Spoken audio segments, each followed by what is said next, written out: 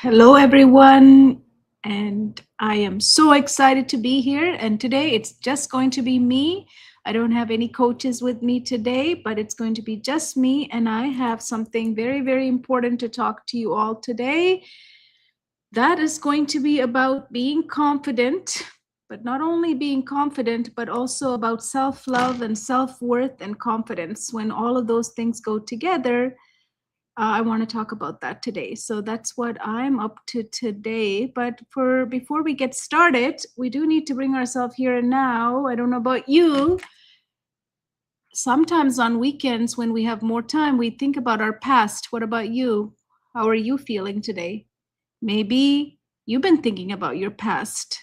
You know, when we think about our past, it's not something like we tell ourselves, no, I'm going to think about it right now. It just happens to pull us into it, right? And usually when it pulls us into the past, it's usually the bad things, the things that you don't like or you didn't want to happen.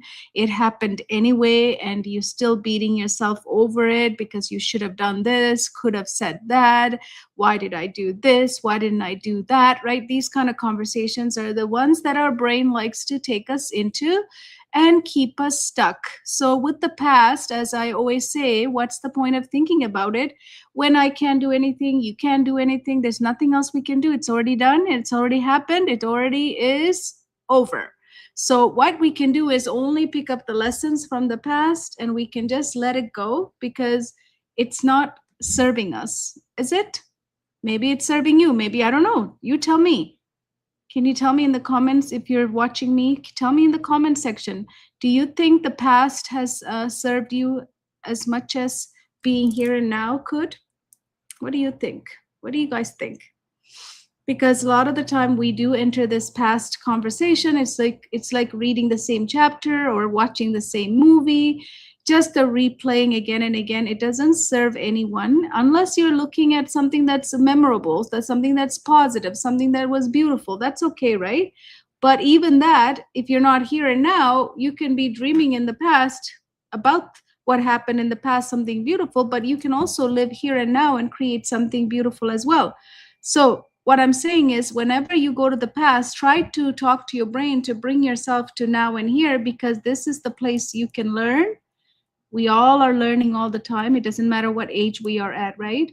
We can learn here, we can live here, and we can lead ourselves and others in this moment. This is the only moment that it can happen. Any other moments, it's not possible. Nothing can be done about the past, and nothing can be done in the past, right? It's over. So take the lessons and let that past go. Now, some of us also like to think about the future, which is beautiful, right? I always say it's good to think about the future because we want to see what's ahead of us, right? We always want to know what's next. So setting good intention to the future is good. But I don't know about you. I know many of us, including myself, maybe you can relate to this, that I usually think about future with my past projection onto it, which means that I think about how it could go wrong, like it went in the past, how something might not happen just like it did in the past, how I'm not capable just like in the past. So all of these things, when I'm designing my future or setting my intentions for the future, I usually think about it from the lens of my past. Anybody can relate to this? Can you relate to this? And when I look through the lens of the past into the future, I'm not really letting the future happen to me, am I? Am I letting the future happen to me, or am I trying to push my past onto it and then start creating the future I don't even want? Why do I want a past that I didn't even like? Why do I want that in the future? I don't. And I'm sure you don't either. So why do we do that? Because it is the way our brain works. It wants to protect us. So what it wants to tell us is to be very careful. You remember, it happened in the past. You remember? Do you remember? Do you remember? Instead, listening to our brain, we can just talk back to it and say, you know what? I know the future is possible for me. I know the future is available for me and for all of you. So why don't we just bless it and release it so that when it comes to us, we'll be ready for it, right? Instead of projecting the past and worrying and creating anxiety and stress. That's not how we want to live, right? Nobody wants to live like that, but we do. We all do it. We all do it. So that's why talking to our brain helps. So when I stop thinking about the future, and when I stop thinking about the past, and when I tell my brain to come here and now, guess what we can do here and now? In this space, you can learn. You can learn anything you want. You and everybody can learn anything we want, right? And this is the place where we can fully live. Instead of worrying about other things, this is the place we can live. And this is also the place where we can lead ourselves and others that we love and take care of. So that's why this place is so beautiful. This right here is the beautiful place to be. And most of the time, we're not here, right? We're not here. So that is why it's so hard for us to live or lead or learn anything, because we're in the past or we're in the future, then we're not here. So in order to bring us here even more, a lot of the time, you've seen our coaches and myself share about breathing. Breathing is so beautiful. It's so available to us. We take it so for granted. So it's so important that we bring ourselves here and now before I begin talking to you about self-love, self-worth, and confidence. So in order to do that, I always like this. This is my favorite one of all. There's so many ways to do it. And it doesn't matter. You don't have to count. Counting is not the most important thing. Important thing is for you to breathe and send that air through all parts of your body, and then release it, everything that you're holding. Maybe you're holding a lot of things today, so let's release that. So inhale for 4. Hold for 4. And then exhale for 8, letting go everything, all the stress, all the worry, all the fear, everything you've been thinking about all day today, maybe yesterday, just let that go all the way out, everything out.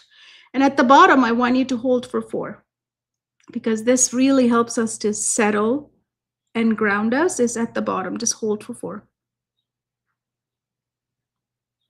So let's inhale for 4. Hold for 4. And then exhale for 8. As I said, let go everything. Don't hold anything. You don't need to hold anything in your shoulders, in your neck, in your back, in your lower back, all the way, everything. Just let them out, because we don't need to hold on to anything. Doesn't serve you. And at the bottom, hold for 4. Okay, let's do that one more time. Inhale for 4. Hold for 4. Really exhale for 8. As I said, let go everything. You don't need to store anything in your body, because that's not what the body is for. Not to store stress or pain, right? Just let it go. And at the bottom, hold for 4. Now, whenever you're feeling like you're holding too much, just do this anytime you want. This is so available to us, but we forget to breathe so deep, and we just take our shallow breath, and we just like to hold our, all our worries and stress like this and walk around. Instead, if we just release it, it serves you so much, right? I hope you're feeling that as well. I am. And also, whenever you're doing any type of speaking like this or anywhere, or you're stressed about anything, this actually helps in all environment, because right now I feel very, very relaxed myself to speak to you. So it actually helps us, and you can teach your children or anyone, because it's so powerful. Okay, so today we did the breathing. We're now grounded. So let's talk about confident. I don't know about you, a lot of people, act as or say as confidence is something that you just say it and it just shows up, like I'm going to be confident. So when I was young and when I was growing up, I used to think, okay, confident, okay, let me think about confident, and I should just be confident. Unfortunately, that's not how confidence works, right? That's not how anyone becomes confident. Confident is a result of other things that we need to do. That is more internal than external, right? It's all in the system that has to feel confident in order for me to display outward that I am confident. So I used to think the opposite. I thought confident was something that, you just say and you just get it like this. So, you know what? I realized later in my life that things like motivation, confidence, all of these things are results of some other major things inside of our body. But our society, our culture, all of us talk about it as if it's just something that we just get it without prerequisites. So the prerequisite for confidence is what? What do you guys think? It's more towards loving yourself. What I realized over the years of helping thousands and thousands of people is that when you don't love yourself, when you don't know your own worth, you can't be confident. It doesn't matter how many degrees we get. It doesn't matter how many friends we can have. It doesn't matter how much successful we are. If it comes to, if you ask yourself, do you love yourself? What is your self-worth? How do you feel about your self-worth? When it comes to that, your confidence usually is very much tied to it. And that's how it was for me. Until I worked on my self-love and self-worth, confidence was never to be found. And it would disappear, even though I would, pump myself up by saying, yeah, I'm going to be so confident. I'm so confident. I'm going to go into this situation and I'm going to be so confident. And then all of a sudden I just start shrinking in environments that makes me not feel my self-worth, and self-love disappears. And then I just act as I am not confident. Anybody can relate to this? Can you relate to this? Why is it that we think confidence is the first step? Why is it that we think confidence is the first step we start with, and that's where it all begins? Because nobody shows us in any, like in our education system or in our family life, like our parents, they never say as it's all about working internally, right? It's almost like it's a command. It's almost the same thing with motivation, and same thing with mindset. If you think about it, people say, let's have positive mindset. I used to, when I was young, I used to be like, okay, positive mindset. I'm going to have positive mindset. And it wasn't working because I didn't have positive mindset, because I was full of negativity, because I was surrounded with so many negative situations in my life. I even needed to end my life at the age of 12. I've decided to do that. So for me, positive mindset was like, I couldn't get it. It wasn't like, it was like a genie. So I was like, magic. Positive mindset comes to mind, because positive mindset comes from internal work. Internal systems must be aligned. I need to be aware of what's happening to my positive mindset first internally, before I can then say, oh, I do have positive mindset, right? So this is the problem. I realized later that we so talk in result oriented words, and we tell people as positive mindset is something you just create all of a sudden. It's not. It starts with first awareness of this soul here. This soul is this system, this biological being, me, everyone else. We need to understand what does it take for me to become confident, become motivated. So all of these are results. Anyone can agree to this? Yes.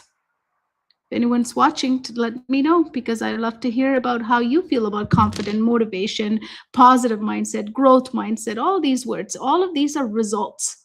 But what does it take to become that? Does anyone help us with that? Sometimes we say to people, try harder, right? Try. You just push more, do more, try harder, push, keep pushing, and you'll get to be confident. And sometimes it's like some people say, let's just start repeating affirmations, and that's how we get to the positive mindsets, and that's how we become a positive person, and that's how we become more confident, right? But have you ever noticed that these things don't stick? They don't really work. Because eventually when things don't work, guess what we tell ourselves? We tell ourselves that, and this happens with students so many times too, we tell ourselves that something is wrong with me, because everybody says, this is how confidence is formed. This is how positive mindset, this is how we become motivated, and I'm trying and I can't get it. And then I think, what? Something must be wrong with me. That's what we all feel like, right? So quietly in our mind, we tell ourselves something must be wrong. And exactly what I did too. When I was 12, 13, 14, I used to think that something was wrong, because everybody seems to be more confident than me. Everybody seems to be more motivated than me. Everyone seems to have positive mindset all figured out. And I wasn't getting it. Anybody can relate to this? Then we feel like, what is really wrong with me, right? So that's what I want to talk about today, because it's not about fixing yourself because something is wrong with you, to fix yourself to gain confidence. It's more than that. It's more than that, is understanding the systems behind what creates the confidence, right? As I said. So again, confidence is not something you start with. It's something that shows up when your systems feel safe enough to move. So this is systems, this biological system. If it's safe enough, it then comes as a result of it. It shows up. It doesn't start with it. It shows up in your actions, the actions you would take, because you're in alignment with who you are. The soul is in alignment with who I am. Then I will take actions that will be aligned with that. Then I show confidence, right? So it's a result of that. You don't build confidence by telling your mind what to do. It's not about, okay, mind, let's become confident now. We're entering this situation. I'm entering this conversation, so I better be confident now. So let's just get to the position of confidence, right? It's not like you just tell your mind that. It has to come from everything that you work and how you align and activate your systems that you are as a human, because we are all made out of so many systems, and we think of it as, we just show up confidence, we show up with motivation, right? We just show up. We don't show up. We have to create that. All of that has to be created, and then we display motivation, then we display confidence. So let's look at how this is tied to self-worth. Your self-worth doesn't live in your thoughts alone. It lives in your nervous system, in your experiences, in your patterns, right? So the self-worth is deeper than anything else. So if your system feels unsafe, you will second guess yourself, hesitate, and you will start shrinking yourself, right? So when our system, especially our nervous system, is not in alignment and it is not in a place of safety, usually we're going to start second guessing ourselves, doubting, and then that brings on fear and hesitate. And then you can see how that is tied to self-worth, and that is going to be tied to how much confidence you're going to be showing up as. Because if you're second guessing yourself, and if I'm second guessing myself, and if I'm hesitant, I'm shrinking, how would I look any confident out into the world where I display this, right? It doesn't work like that. So especially our nervous system has to feel safe. So a lot of our students, a lot of our kids these days are not feeling safe. Their nervous system is not feeling safe for so many different reasons that we've been talking about even on this show, right? So there are some identity loops we can look at as well. I want to go into that before I go into the next point. The identity loop. Sometimes what happens is when we don't have confidence show up so many times in our life, and when we start second guessing ourselves, when we start to hesitate or shrink to fit into an environment. I used to do that all the time. I used to have so many ideas, but then when I feel like the environment is not quite right for me, I feel unsafe in that environment for some reason, maybe the way they're speaking to me or how they're looking at me, all of these things, when it makes me unsafe internally, I would start shrinking. Then I won't look as confident as I could be. Even though I had confidence to come into the situation, I would shrink myself and show less confidence. And then I would not be speaking. I would turn into a huge listener. Anybody can relate to that? In situations where you have all the ideas, you have like everything they're saying, you have so many things to say about it and towards it, and you even have a brilliant idea, but then you just start listening and you just become the third or the fourth person in the conversation. No one's talking to you, and you just start listening. Because why? Because I have identity loops that I wasn't aware of. Maybe you might have identity loops that you're not aware of as well. You know what? One of my identity loop was early on, I decided to mute myself. One of the identity loop is that I'm not that good at speaking, so I have to be very careful how I speak, and I might use the wrong word. So my identity was that I'm not a good speaker. I created that loop.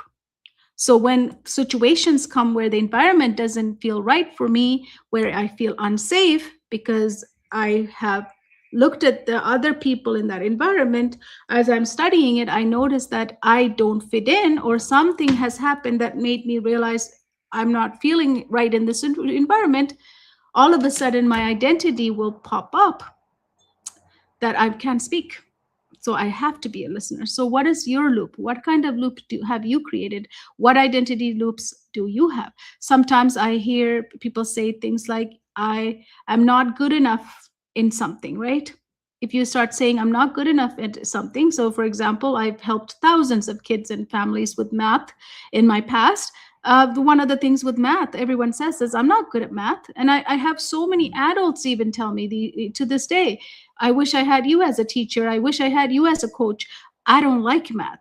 I'm not a math person. I'm not good at math, right?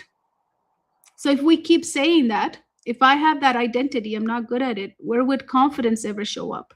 And how about the self-worth behind that?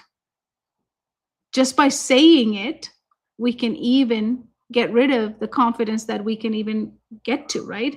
And that identity is a big loop which needs to be dissolved, which needs to be retrained at the neurological level so that we can have neural pathways that are new ones need to be formed. And this old one, which is keep serving, has to be dissolved, because otherwise there's no way that you can move forward. And that's exactly what we do with many of our students who think they're not good enough at something, or they're not good at something, or they're not good enough at something. And there are adults who are like this too. Rest of their life they're carrying some of these labels that they created themselves, and they have made it their identity. I'm not a people person. How many of us say that I'm not a people person? I am an introvert, right? I don't like social situation. I'm not a social person. Now that's a big identity, right? So when you're not a social person, I'm an introvert. All of those identities, do you think confidence is going to show up anytime if we want that to come out? No, because you've already told yourself these environments are going to trigger you in not showing confidence. So we do need to work on the identity loops that are associated with self-worth and confidence before we can display confidence. So I can't just tell somebody, okay, with somebody with the identity loop, I'm an introvert, I don't like social situations, I'm not good enough, to say, you know what, let's build confidence. I want you to be confident. They're not going to get there, because they have strong neurological pathways that tells them that they're not capable in those situations, and they have so many evidence that to prove them, and they're including their brain will tell them that you're not capable, don't even try. And when we want them to show up with confidence, automatically this loop and all the things that their brain will tell them will hold them back completely, and they will be paralyzed in situations like this. And then that further validates their loop that, yeah, see, I tried, I can't be confident in these situations because I'm not a social person. I'm an introvert. I cannot be with people, and I cannot show confidence in these situations. So there you go. So even if they go out and try, they're going to be not successful, and which just reinforces what they believed before, right? So that's another way that confidence needs to be worked internally. It's not worked outside. We are all trying to work it from outside, and that is the problem. That is exactly the problem why confidence disappears when it needs to show up, because it's attached to a lot of different things internally, and we don't look at all those internal things.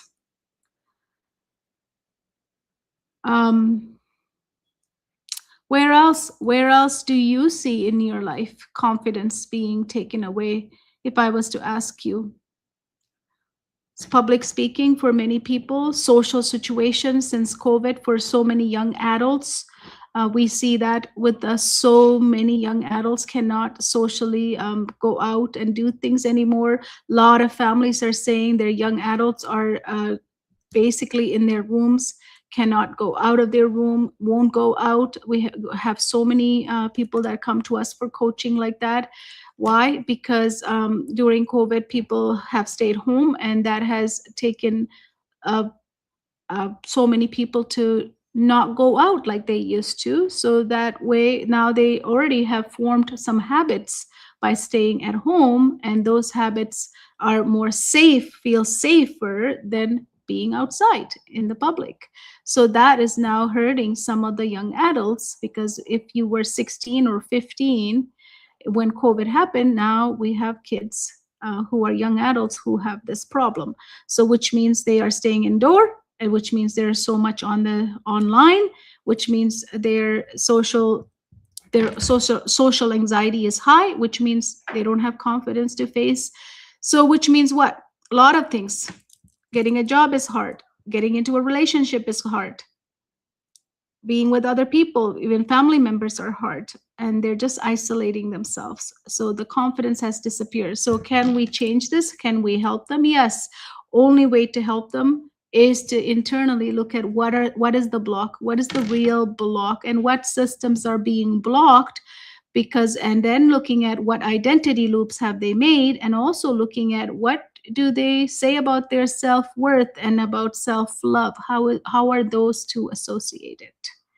It's because confidence is directly related to self-worth. Now, when I was young, I always go back to myself as example, because right here I'm only talking to myself today. So when I go back to myself as self-worth, I didn't have a great self-worth when I was growing up. I hated myself. I didn't love myself at all.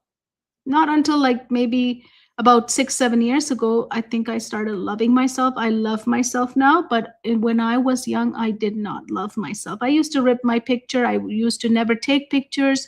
I used to think I'm ugly. Like all of these things were there. So how can I, if you think about it, be confident if I had that internally working against me? How can I display confidence in anything? I can't. Can you think of how a child or how someone you know could display confidence if they feel that worst inside of them? Or even somebody else tells them that you're ugly, and then they took that and they bought it, they believed in it. Now they think they're ugly. Maybe they didn't start off like that. For me, I did. I always thought of that myself. Nobody told me. It's just whatever happened to me, I made up all of those stories, because we have our brain, which is very powerful, and it's crazy what it can tell us, right? So my brain told me all of that, but some people, maybe somebody else told them that, or something happened to them that made them hate themselves and not have self-love for them, or self-worth was destroyed. So if you're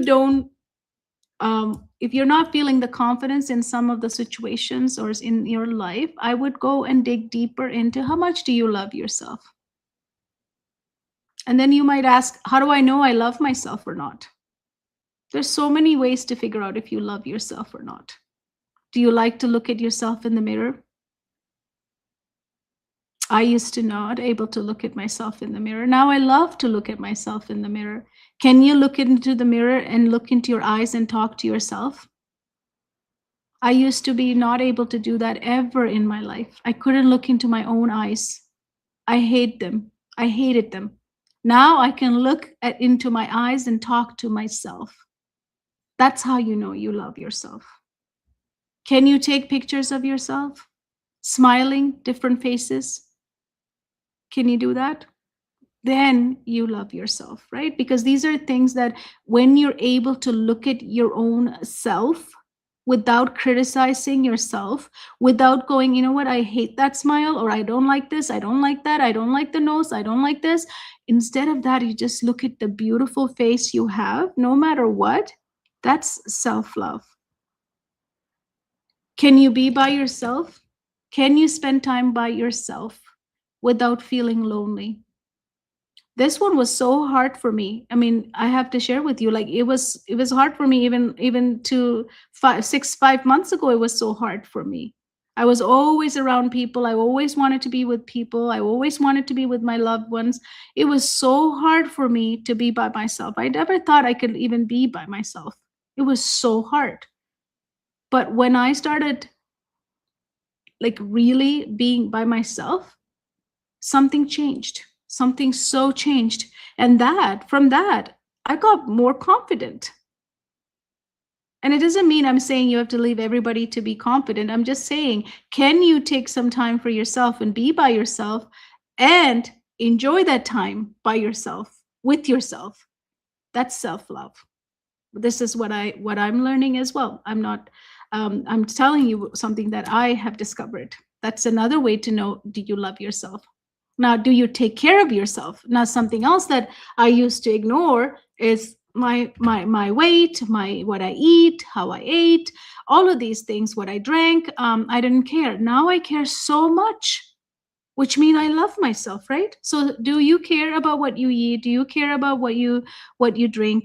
Do you care about all of those things for you? Then that is self-love, right? How else can I know I love myself? To start enjoying simple things, very simple things. You start enjoying simple things such as the sun, the moon, the stars, just the simple things, just breathing, just sitting by yourself, just grounding, breathing, just listening to your breath. All of those things makes you believe, makes you fulfill yourself and to show you that you love yourself. So if you haven't done all of these in a while, I would say, why not? I would ask, why not? Why haven't you done any of this? Now, if I love myself, do you think I would have better self-worth? Because who else is going to give us the worth? Do I wait for external world to tell me who this person is? This person is for you. Do you want to wait for others to tell you your worth, or should you have your own worth? Never let anyone else show you what your worth is. It's not worth it.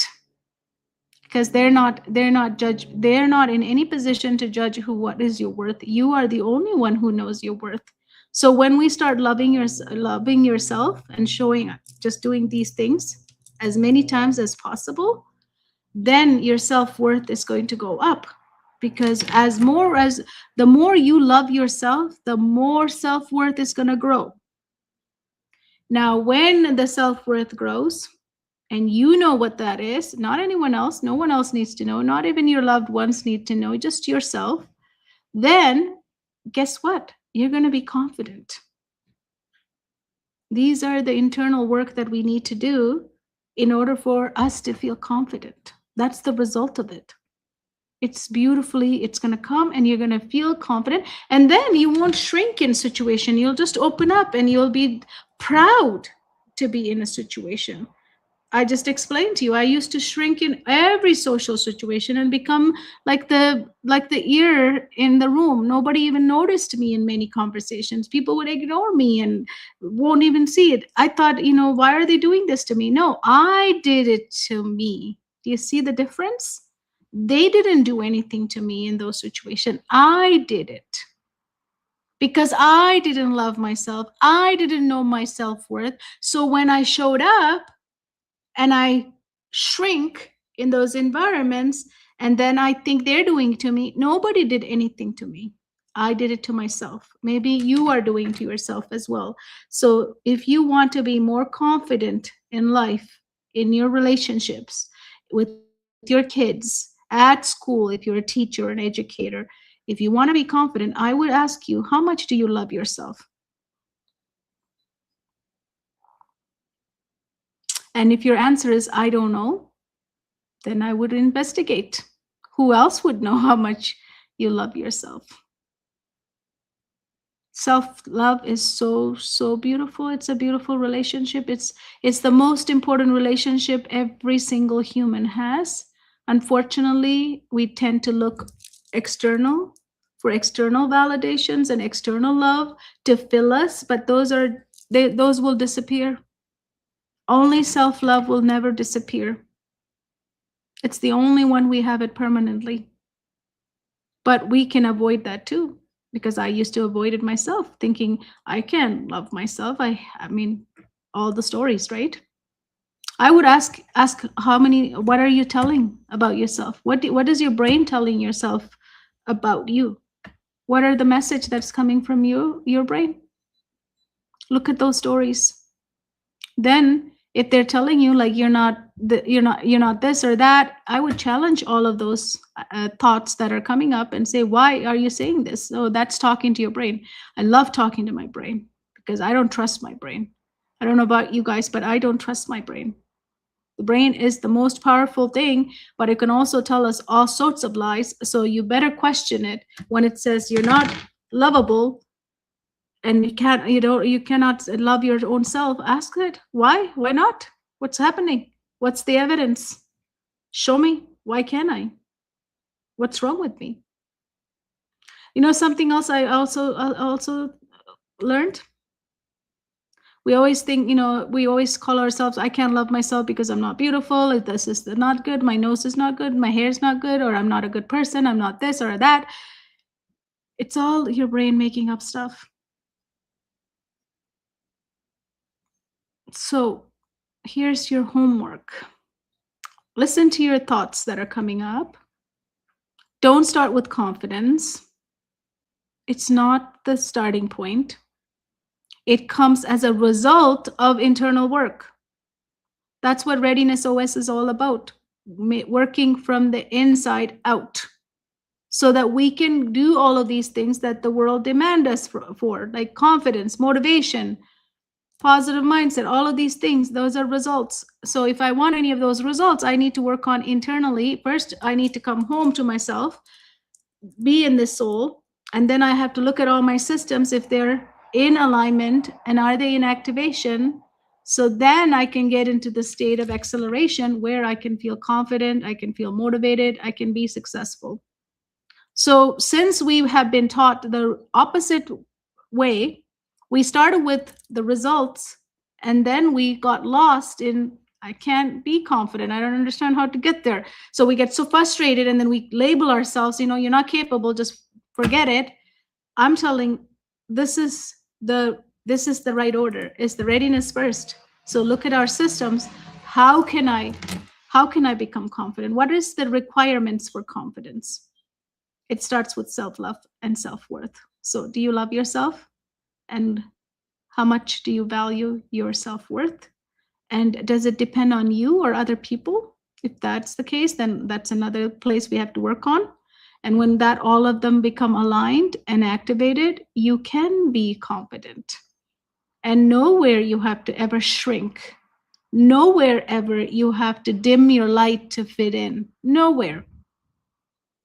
Because the only person who ever did that was you, and including me. I'm the one who dimmed my life. I'm the one who shrinked into fitting into environments because I didn't do my internal work. When I started doing the internal work, when I was ready, confidence showed up no matter what the environment was.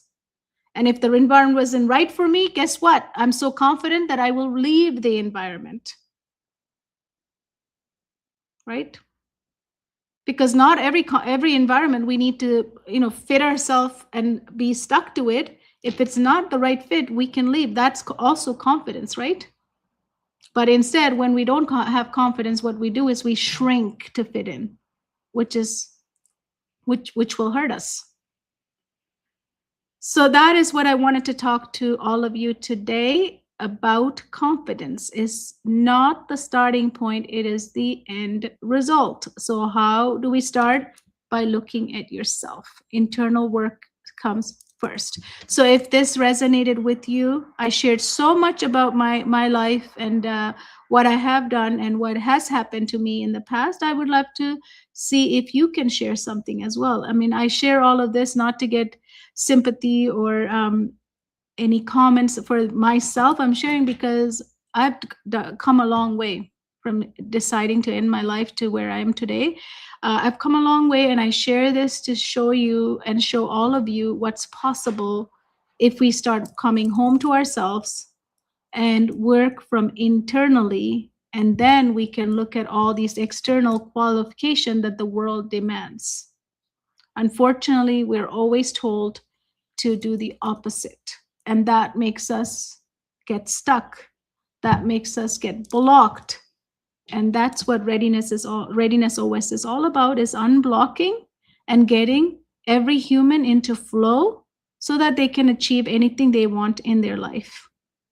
So if this resonates with you, and if you want to learn more, send me a message, drop a comment in this under this video. I love to hear your perspective. If something I said didn't resonate with you, please share that with me as well. I love to hear things that doesn't make sense, more explanation is needed, or any questions. Just share with me anything you want, and I would love to connect with you.